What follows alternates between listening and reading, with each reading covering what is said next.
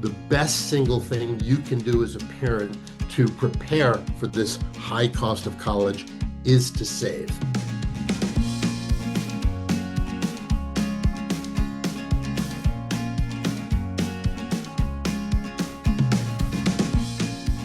Hey CBMers, welcome back to College Bound Mentor, where we help you survive the college application process and beyond. We're your co-hosts, Lisa, Abby, and Stephanie. And on today's episode, we are so delighted to have our rock star celebrity guest from the independent educational consultant, Jeff Levy, back on our podcast to discuss financial aid and how to go to college without going broke. This is definitely an episode you don't want to miss. We did a similar episode, episode 15, which was a year ago, which Abby was very surprised to think that it was so long ago because it seemed like we just spoke with you yesterday. So welcome back. Jeff is the co-owner of Big J Consulting and has been an educational consultant since 2007, based in Los Angeles, and now I guess Connecticut. His students live in Southern California and throughout the United States, Europe, Asia, and Australia. In his prior profession, he spent over 20 years in the film and television industry, where he worked on set with many of the industry's most accomplished writers, directors, producers, and actors, and was able to observe many paths to creative and professional success. He is also a financial aid expert and speaks and writes widely on the topic. You just published your very brief guide to financial aid, which is so helpful. And we also had a great conversation on episode 15, so you can go back and listen to that. So we decided to have you back on to talk about updates in financial aid, and so welcome. Well, thank you for having me. What episode is this? If that last one was 15. 35. Ooh. Yeah, 35. So we've been busy.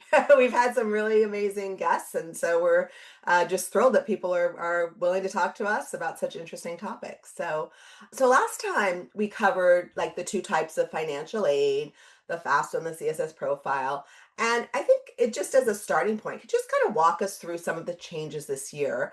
There's been a lot of changes externally in financial aid. And so, why would a family or a student would fill out one versus the other? Like, who should be filling these out, and what are some changes they might expect as they go through the process?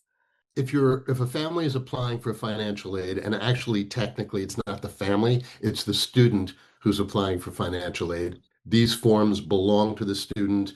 The questions are addressed to the student. If the student is applying for financial aid, they will have to submit the FAFSA, the Free Application for Federal Student Aid. Every college requires it for financial aid. But about 160, 170 colleges require a second form, and that's the CSS Profile. Those schools tend to be the most selective, although there are exceptions, and they tend to be private rather than public, although there are exceptions. That second form is very invasive, more complicated, not really designed for the student to complete it, even though it's the student's form. In my experience, it's usually the parent or the parents that fill that one out. But so it's not really up to the family which forms to complete. It's really about which forms the colleges they're applying to require. Forms open October 1st, so we should just say that. Yeah. Thank you. Forms opened officially on October 1st, and unlike past years, they will open. Right. The FAFSA will open on October Yeah. 1st. It's even open already in a beta situation. I don't recommend you do it. But October 1st, they open. And if you're applying in the early round, early decision, or early action, those forms may have a November 1st deadline. So really, really important. Know every college your child is applying to, know which forms they require and what the deadline for those forms are, given the round that your child is applying in. Really important. Most of the big changes happened a couple of years ago, but let me explain this about the FAFSA. The best way, it is the student's FAFSA. The best way to start the FAFSA is not for the parent to do it. The student has to get, and it takes no time at all, they just log into Google Federal Student Aid ID, and they'll create their FSA account. They'll have an ID number. They need that, the student does, to begin their FAFSA. The student should begin the FAFSA, not the parent. There will be early on in the student section, there'll be some questions about the parents, and they're just identifying the parents by their first name in that section. If the parents are separated or divorced, only one of the parents will be listed in the FAFSA and will fill out the parent section. So just based on how the student answers some questions, and it's going to be the parent who has given more financial support in the year to date to the student. So that's the parent. Doesn't matter who the student lived with more. That used to be the what mattered, not anymore. It's the parent who has given more financial support to the student. That's the one parent who fills it out in the case of separation or divorce. The other parent is totally ignored. Not true with the CSS profile. That form is asking everything about every parent and step parent. So, but the FAFSA, the other parent is ignored.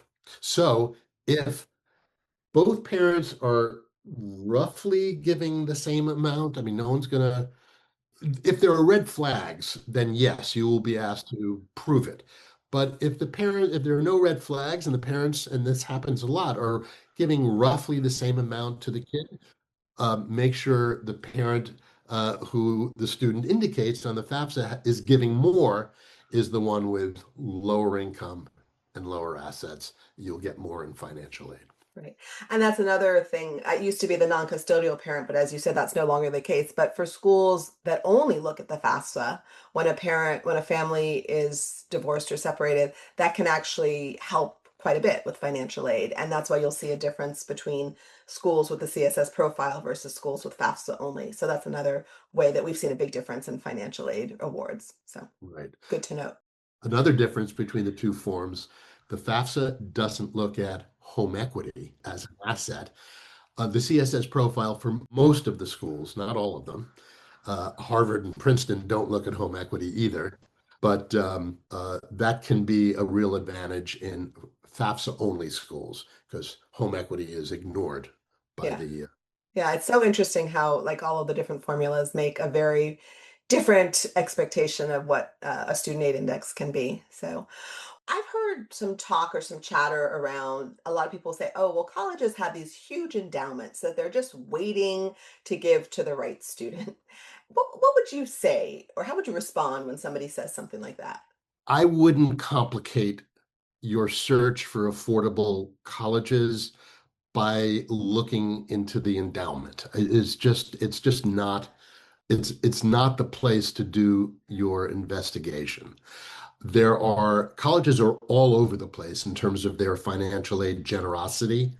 Some are very generous with need-based aid and give nothing in merit aid.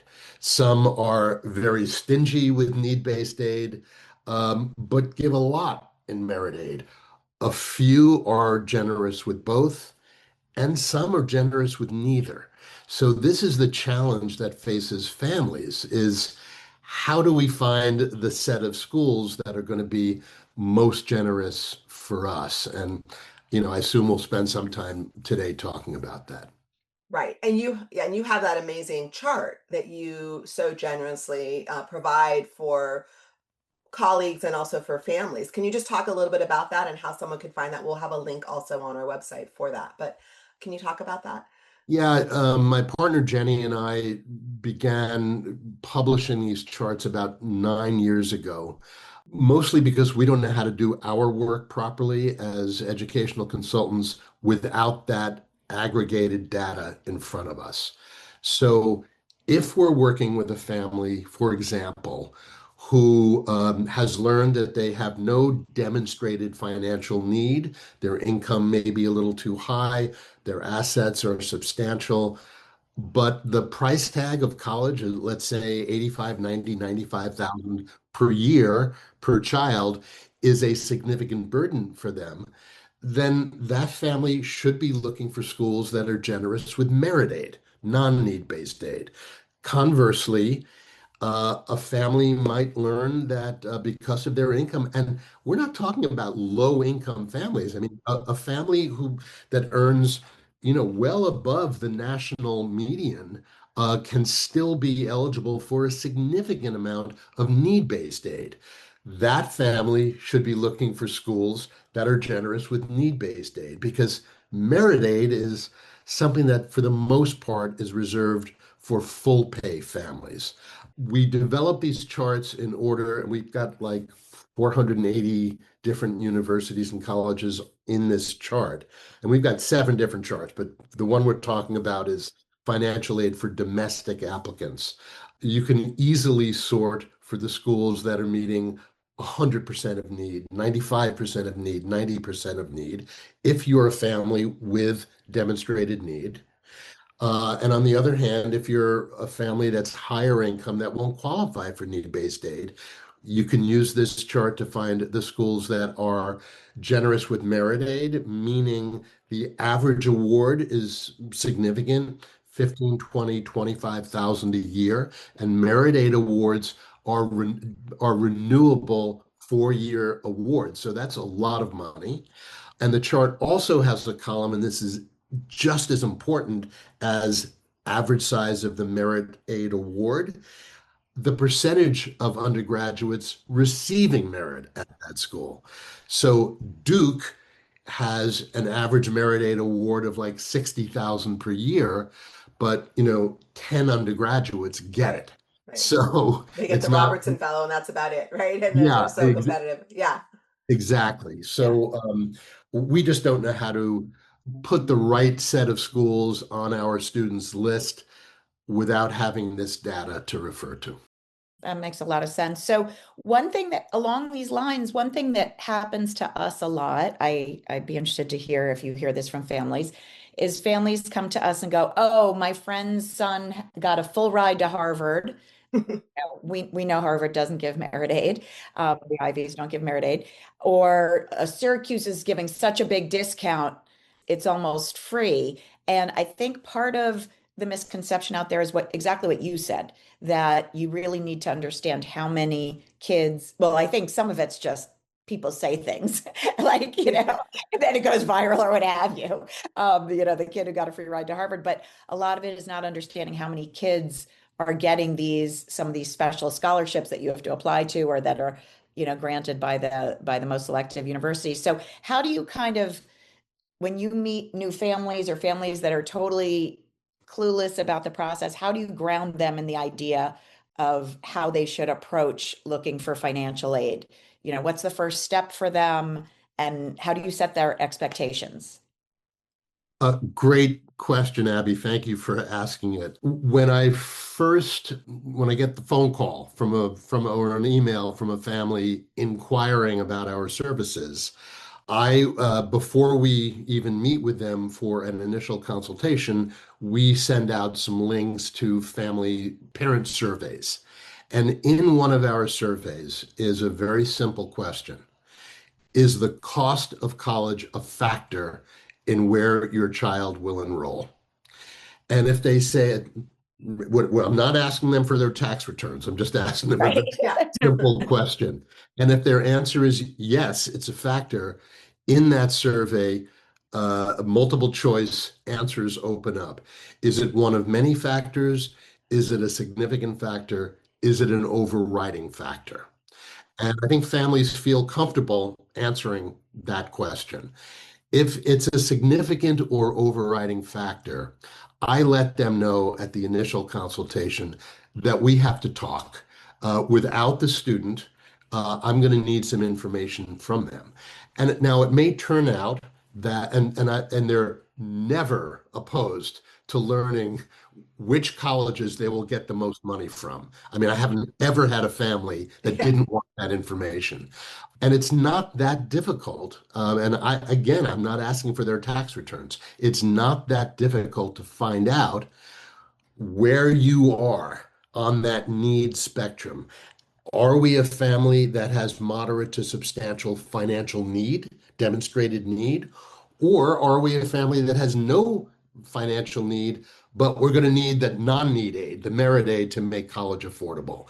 And that's what informs me about the set of colleges to put on their list. And my instructions to them to how to find that out, it's not that complicated. And I can go into that if you Yeah, want. do go into that because Great. I think people always want to know, well, how do I know if I would qualify?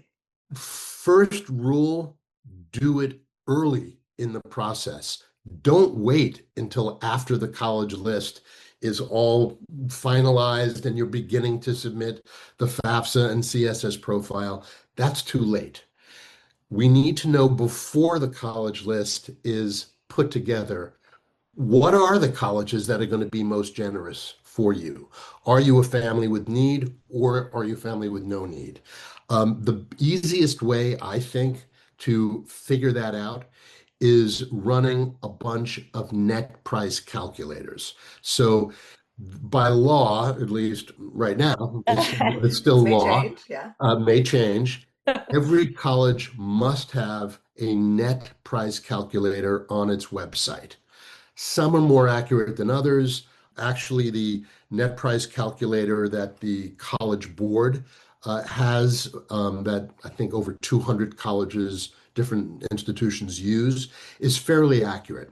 So it's not going to predict to the dollar how much financial aid you're going to get. But if you run 5 or 6 or 7 of these, it's a little bit of work.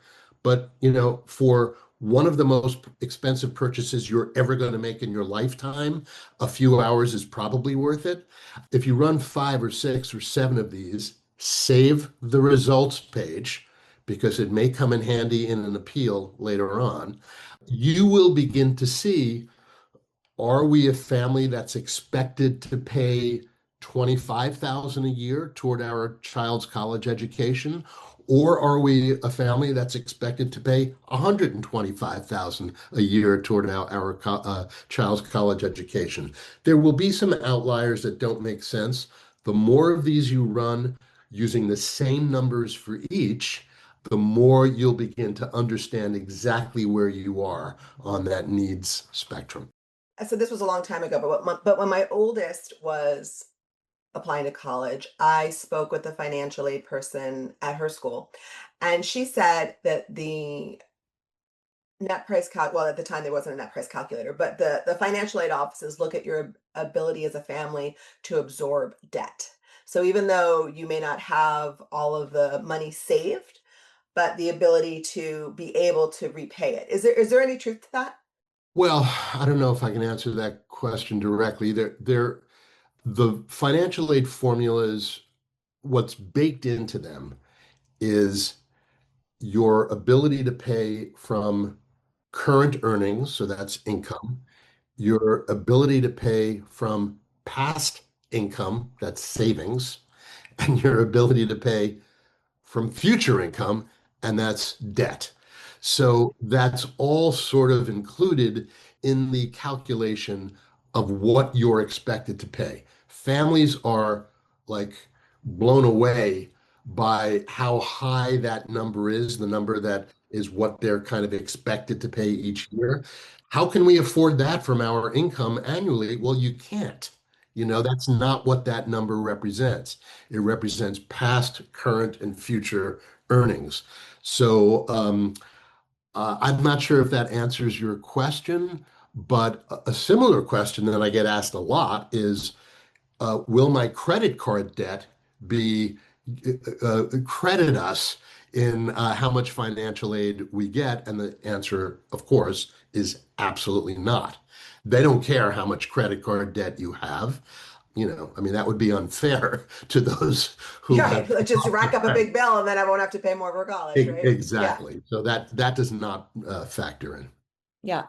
So kind of backing up to the where we just started that question, do you get families coming to you with that, oh, my friend's sister's brother's daughter got a full ride to Harvard and everyone I literally had someone say this to me the other day. Everyone I know is going to USC for free. which my son went to USC, so I can tell you, not everyone's going to USC for free. But do you hear that, or is it a All regional thing? no, all the time, and it's what you said earlier, Abby. It's either the person who thinks their child got a full ride doesn't really know what they're talking about, or it's the terminology. When you say someone got a full ride, that's usually a very big merit scholarship or a big athletic scholarship.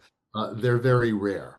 What's not rare is that at the wealthiest schools, Harvard, Princeton, for example, they are incredibly generous with need-based aid for not just low-income applicants, but middle income applicants. So at Harvard, for example, I mean, no one gets in, so maybe it's a terrible example, No, it's but fine because those are the stories, those are the myths, right, about Harvard and well, there is some truth to it. If your adjusted gross income is 100,000 or lower, you will pay nothing at Harvard. as it should be. And I think if it's 200,000 or less, tuition It's is free. fully Yeah. paid for and some portion of additional expenses depending upon what your income is at. So, these schools that are meeting full need and, there's full need and there's full need, and the financial aid award may be very different between two schools that meet full need, but they can be very generous for low and middle income families. What they don't do is give any merit aid for higher income families. But just from my own family's experience, my daughters are now grown and their debt is paid off. But as California residents in my income bracket at the time, which was, I call it middle income, not wealthy, not poor, it cost me less to send them to a very expensive Ivy League college, it wasn't Harvard, than it would have cost me to send them to an in-state University of California institution. This was this was when I was in the film business and working erratically, year to year. That was one of the first keys that kind of opened my mind to how this all works. It's not the sticker price. The sticker price has almost no bearing on what you're going to pay unless you're high Unless you can income afford it. Yeah. and the school doesn't give merit aid. But like 85% of all undergraduates are paying less than the sticker price. They're either getting need-based aid, merit aid, federal loans, which anybody can take out. Do not make your decisions based on the sticker price. It really has to be made on the projected net price, the price you're going to pay after grants and scholarships. So Jeff, I have a new job for you. It's something that I'd like to do, but I think you're better suited. I think you need to consult to Hollywood about how college financial aid works, because whenever you see a show, it's so much misconception the way that they portray it, and I'm like, there's no such thing as that. And I feel like you should go in with your ties and become a consultant on how college financial aid actually works. Right.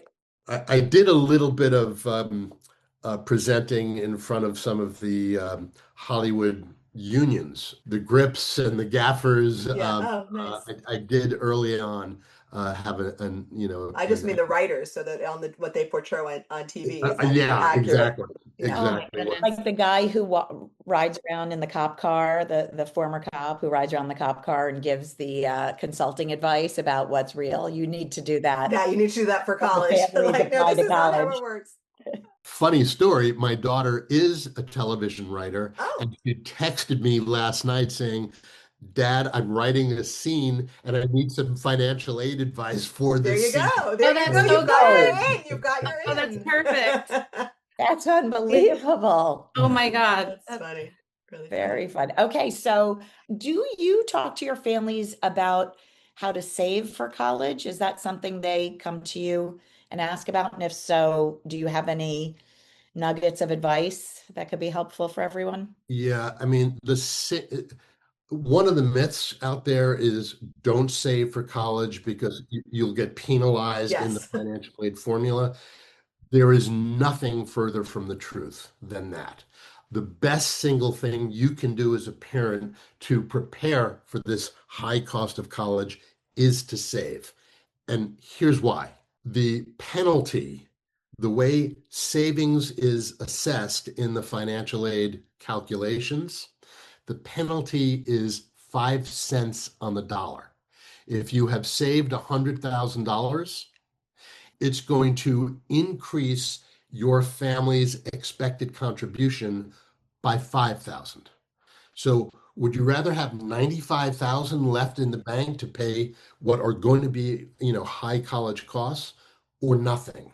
If the assessment were 25 cents on the dollar, which it is for students, not for parents, but for Right. students, then that's a disincentive to save. But at 5 cents on the dollar, the best thing you can do is save. How to save? Now, I always make the distinction. I'm a financial aid advisor. I'm not a certified financial planner. I'm not going to tell my families how to move assets around or, where to park their assets. But I think from my own experience and the experience of my families, saving over time is the best way to better to save a little bit over a longer period of time than to all of a sudden think of it in, when your kid's in 10th grade, which was my experience, stupidly. And oh my God, I got to start putting this away. And the reason for that is because of compounded interest that a little bit over a long period of time is really going to grow. And then you don't even feel it. I mean, we started saving when the kids were born, and we just saw it as an automatic withdrawal. So we didn't even really think about it. And then the money was there when we needed it. Well, So, Lisa, you're much smarter than I am. You really are. I didn't know that at the time, but yeah. wasn't thinking about it. But you're absolutely right. The automatic withdrawal that comes directly out of your paycheck or however you're getting paid and goes into that account, whether it's we can talk about 529 accounts maybe, but whatever the account is, the important thing is that you have a savings account devoted to saving for your children's college education. And that automatic weekly or monthly withdrawal is the best thing you can do. And I think I want to underscore a point that you made, because I think sometimes people don't realize this. Like when my kids were born, my parents thought the right thing to do was set up one of those UGMAs, those trusts for the kids. And of course, it didn't do well, and it was in their names, and so that was a big mistake. They didn't know it at the time, and it was fine. But so what you said is that if it's in the student's name, then it's going to be assessed at 20%. Is that correct? 25%. 25%. Yeah. So setting up a trust in your student's name is not going to be helpful. So it's really important that it's in the parent's name to get a reduction, and maybe this make the student the beneficiary.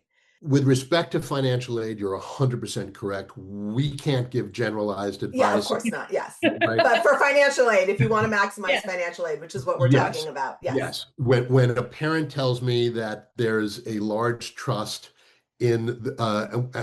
for which the student is the beneficiary, I cringe because that is a student asset, and that's even if they don't have access to it until they're 21 or 25, that's still a student asset, and it's penalized at uh, typically 25 cents on the dollar. A 529 savings plan, which is set up specifically to help parents save for college, not necessarily the place where you're going to get the best return on the dollar, but there are some advantages to it as opposed to some other kind of investment. Even though the student is the beneficiary of that account, it is a parent asset. If the parent is the owner and the custodian of the account. So it's set up that way to incentivize parents to open these 529 accounts. If it were a student asset, nobody would open them. Oh, this is very helpful for me as my daughter Right. turned 7, and I won't share too much, but we have one of those things, and yeah, it's giving me food for thought here. So yeah, I'm gonna actually text my husband right when this. Especially if it's an irrevocable trust for which the student is the beneficiary. That's not good for financial For aid. financial aid, right? Not for savings, but just for Yeah. financial aid in general, right? Mm. I would love if you could dig deeper into something that you've mentioned before. You were talking about, students. Well, we were talking about your charts, which is, by the way, they are the most, you're so generous with them. And so, everyone on here, besides the amazing advice that Jeff is giving, please like Google his charts. They are, I mean, incredible. So I digress. But anyway, just talking about merit aid. We have so many families who don't qualify for financial aid, and the cost of college continues to rise, and they really want to maximize merit aid for their children. So, what advice can you give to these specific families on how they can be really smart, moving forward with merit aid? So first of all, use our chart to find the set of 20 or 30 or 40 schools that A, are generous with merit aid, and B, might be a good academic and social and cultural fit for your child. So if I learn that a family is going to require merit aid or probably require merit aid to make college affordable, I start with our chart to see what are the schools that are in play. Now, that same family may say, but if they get into Stanford, we'll make it work. Mhm. I respect that. I get it. And they may be able to make it work. So really, it's, what I'll say to that family is, but if they don't get into Stanford, Yeah. uh, those target schools with a medium probability of admission or those likely schools with a high probability of admission, should I make sure that many of those are generous with merit aid? And they always say, yes, please do. So that's the first place to go. The hard part, need-based aid is pretty cut and dry. You can figure out based on what your expected family contribution is that you've learned from the net price calculator, or it's called the student aid index for the FAFSA. You can learn what that is, and if you know a college meets 95% of need, you can kind of predict what you're going to get in need-based aid. Merit aid, there's more under the hood that we can't see. Merit aid is really a tool that institutions use to meet their institutional goals and priorities. That could be the bassoon section is all graduating, uh, and they need two bassoon players. Those two bassoon players, if they're decent students, may get merit aid. It could be that we have students from 49 states, but not a 50th state. We need some Wyoming kids. Those Wyoming kids, may get merit aid.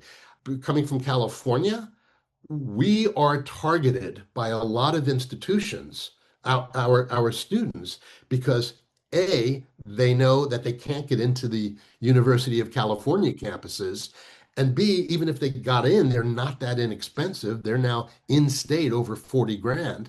So we are ripe for to be plucked by institutions who, through merit aid, can make their college almost as inexpensive as an in-state University of California campus. So there are all kinds of reasons that a student may be eligible for merit aid. They're hard for us to know, but experienced independent educational consultants and school counselors have a pretty good sense of who may be eligible for a decent amount of merit aid. Yeah, that's so helpful. Thank you. Because yeah, I think the need and the ask and the want to understand merit aid just continues to rise for families. Who is also helping colleges meet their institutional goals? full pay families. That's our next You question. know, Yep. they colleges need full pay families to help underwrite the costs of families who are getting financial aid. So very desirable if you are a full pay family, and that puts you kind of in the front runner position to get merit aid. And a lot of families think, well, that doesn't make any sense. How are we full pay if they're giving us merit aid? Well, the national discount rate, meaning nationally across all institutions, after financial aid is given by the institution, the discount rate is now over 50%. So what colleges are pulling in on average is half of what their tuition cost is. So if they're a $90,000 school and they give $30,000 in merit aid, they're coming out ahead. So they're happy to do that because it increases their net tuition revenue. It doesn't lower it. Know that the full pay students are going to be able to come back and be able to afford it, because in the middle income, even if they got $30,000, they still may not be able to pay the $60,000 difference, but a full pay student can. So there's a higher likelihood that they're going to get that money and they're going to retain that student over the 4 years. Yeah, that lens is so helpful. So, yeah, speaking of that and the current world that we live in, how do you think the budget cuts will impact financial aid, or maybe the drop in full pay international students? I'm worried. We're all experienced enough not to be predictors of what's going, you're definitely getting into that school. But I'm very worried. I think that the changes that I think will happen is that the amount of financial aid given is going to tick down. The percentage of full pay families will tick up. I think colleges have a balance of families who are full pay and families who are not. And I think that balance is going to change a little bit just out of necessity, so that this could be an advantage for full pay families over the next few years. But I think that there's no question that colleges are very concerned now about their bottom line because of all of these denied funds, and as you say, international students, just that's dropping substantially, and they were a revenue stream, not a drain. So I think it's going to make admissibility a little bit easier, I think. And I saw that last year. I saw more waitlist movement at the most selective schools last year than I ever saw before. You guys the same? You saw the same thing? So admissibility a little easier, financial aid probably a little tighter. Yeah. And do you think we're gonna see again this year? I would kind of expect it. Admissibility easier for full pay families, I, full pay I do. domestic families. I do. I think so. Do you Yeah. think they're going to reduce the discount though? Do you think that will happen? It's that how far do we reduce the discount before we lose? Right. So I'm sure Before, they'll run some algorithm to figure out yeah, how much, if they raise it, if they reduce it by $5,000, will that yield as many yeah. students? And yeah. This is why enrollment managers and consultants in enrollment managing make a lot of money to Right. figuring this stuff out. I think we should Um, talk about that a little bit, because I Yeah. think that's something that people don't really understand about how much data analytics comes into play when they're making these decisions about what percentage, how much discount they should give to what students. I remember at one conference we were talking, I believe I think it was Connecticut College. We keep coming back to Connecticut.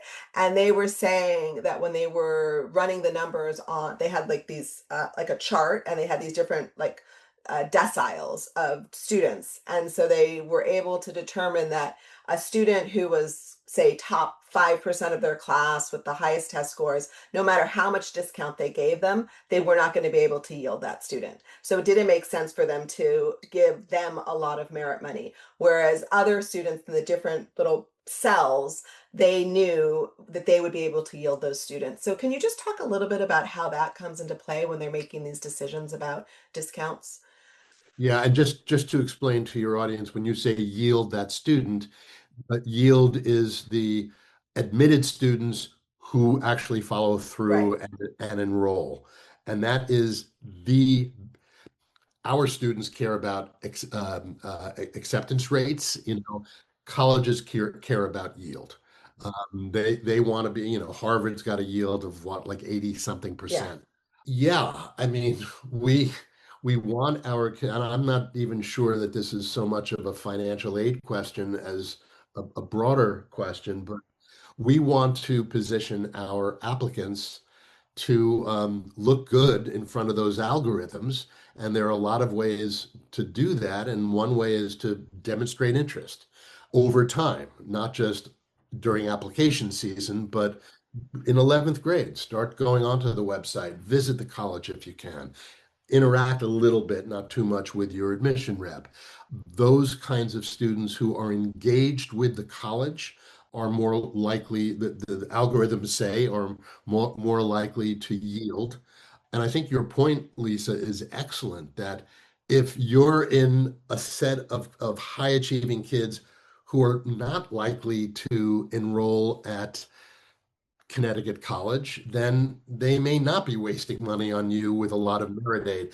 But if you're someone who with a little more money will enroll there, maybe you're not, a 4.0 student, maybe you're a 3.85 student, then that's who might be getting more merit aid than the higher achiever. Right. Yeah. And I think that's why there's so much uncertainty, because a lot of times families are unable to understand, like, oh, my son's a stronger student and he got waitlisted or he didn't get in. And all of that is all around enrollment management. And there's a lot of things that are outside of our control, in the process. And then and so that's, I think, something that's hard for a lot of families to just wrap their hands around. What you're saying reminds me of a point that maybe should be mentioned, that applying binding early decision if you want merit aid, is not necessarily a smart round to apply in. It's fine if you want need-based aid. Colleges are not going to cheat ED applicants out of the need-based aid that they typically give. But merit aid, I'm not so sure about. I think early action, non-binding early action, may be a better round to apply in if you're looking for merit aid, because you're not bound to go to that school. So the only way they can really increase your chance of yielding is to throw a little more money your way. And I've actually seen some institutions in the month of April, without even being asked, up their offer of merit aid to some of their admitted students, because now they're getting worried. We haven't gotten enough. We have 2 weeks left before May 1st, the national deposit day, and we haven't filled all of the seats we thought we would fill. Here's a little more money to some of those students we think will yield if we give them a little more money. So I was just gonna say, I just want to make it clear, because I think that there are, in your chart, it so clearly shows who provides merit money, but the top, say, 50 schools with highly selective schools that don't offer merit money, that's not going to happen. So I just want our listeners Yeah. to be clear. There are the schools that give merit money or discounts, and then there are the schools that don't. So I just want people to understand that there's a difference. I guess the only other point I would make in what I was just saying is, don't rush to deposit before May 1st. Oh, Time will work in your favor. Play a little hard to get and use that month possibly to talk with in the case of need-based aid, to talk with with the financial aid office. And in the case of merit aid, you can open a discussion with the admission office on the grounds of, we're waiting to see, what will be the smartest option for our family. And cost is a significant factor. And no one is going to, disrespect you for saying we have to make smart financial decisions for our family. So April is a good month to have those discussions with the college and to wait a little bit and see maybe some more money will trickle in. So I'm curious if you see this in California. We've been seeing it in New Jersey, respectively, and Abby in the Midwest. Our families, there's a huge want for, or it's coming from both the parents and the students, this desire to attend public universities for many reasons, costs being one of them, and just overall that there's just such a huge increase in applications in public universities. So how does that impact financial aid? Because most of these public institutions, they don't meet full need for out-of-state students, and nor do they meet it loan free. There's so much that I can say to your question, Stephanie. I see a lot of the families I work with putting out of state publics on their list because the kid loves the idea of a rah-rah school with a great football team and lots of school spirit, and the parents want to give the kid everything that they want. But generally speaking, there are a few exceptions. But generally speaking, like you say, an out-of-state public is going to be not going to be a source of much, if any, financial aid. There are some exceptions. UVA, University of Virginia, meets full need for every one of their applicants, in state or out of state. On my coast, Oregon is pretty generous with merit aid for out of state kids. They love the Midwesterners. They do. And UNC also meets full need, which is a great option on the East Coast. But if you're out of state, you have to get in, right? This is true. This is true. You do have to get in, but same for UVA. So I guess it's the same. But I think it varies state system by if you're a resident of the state, some of these schools are terrific values. There's no question about it. The combination of the already discounted tuition for an in-state resident, and in some cases, pretty good financial aid policies for and scholarships for in-state residents, they can be a really smart option. And that's why in California, it's impossible to get into a UC now. Why wouldn't you consider for an in-state price tag of $40,000 at a Berkeley or a UCLA or a UC Sandy? I mean, how is that not a pretty good value compared to $95,000 a year? So I think that's driven, the selectivity of these schools is that more and more families are just saying, it's a lot less expensive. This is where we're going to apply. So does that answer the question you were asking, Stephanie?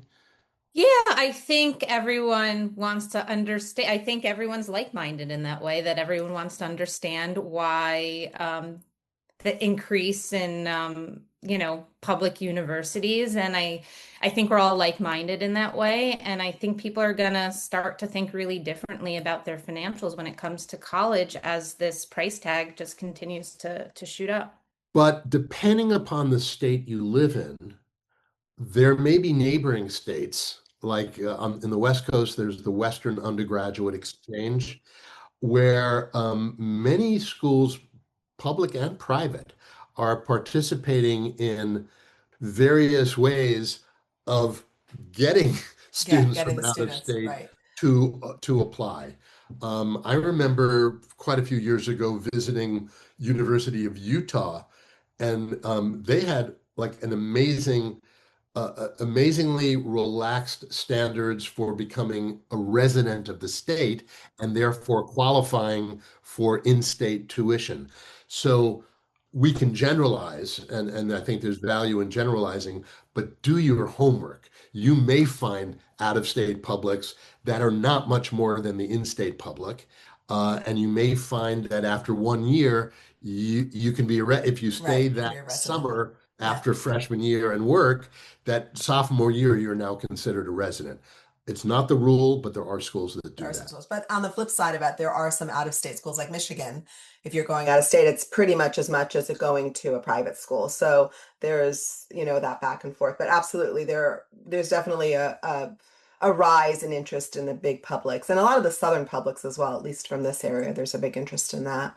So we always like to end with myths and truths. I know we covered a lot of them, but are there any other myths or truths that you want to share with our listeners about financial aid and applying to college without going broke? One myth that I don't think we've talked about today is that you have to submit the FAFSA to be eligible for merit aid. I can't tell you how often I Yeah. hear that. Now, I haven't looked up every one of the 2,000, four-year institutions in this country, but I have tried real hard to find them, which schools require the FAFSA for merit aid consideration, and I have found two. Okay. Which If there ones? are others, please write to me and let me know. I want to know what Okay. those I are. haven't found any other. Which two have you found? Virginia Tech Okay. and Fordham has a very Fordham. interesting. That's right. Fordham. That's right. Yes. Well, they have a very interesting policy. You will be awarded merit aid without submitting the FAFSA. It won't be dispersed into your Okay. account so you have to submit the FAFSA before you pay in August for the Okay. first semester. So you'll at least know if it's worth doing or not if you've gotten the So merit you aid. don't have to do it Yeah. until you know that you've received Oh, that's merit. good to know. Yeah. I think it's kind of crazy, but there are specific scholarships that you will find on the college's websites that may have a need-based component. Those specific scholarships may require the FAFSA, but frankly, with the amount of pressure coming down from the current administration around DEI, I think those scholarships are going to go away also, even if they're only looking at family income. I think that colleges are just going to be really scared about singling out those families as compared to full pay families. So I think those scholarships are going away.